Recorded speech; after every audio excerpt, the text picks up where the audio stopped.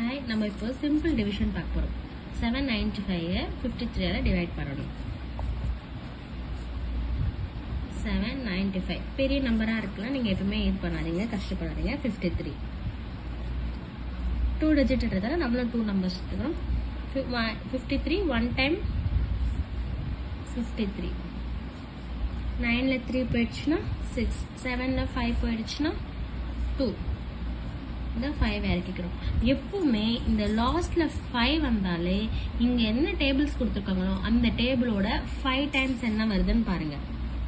53 into 5 5 3s are 15 5 5s are 15 remaining 1 5 3s are 15 remaining 1 5 5s are 25 plus 1 26 265. so இங்க பாருங்க 265. இப்போ இந்த 5 times மேல போட்டுக்கணும். cancel ஆயிடுச்சு 0.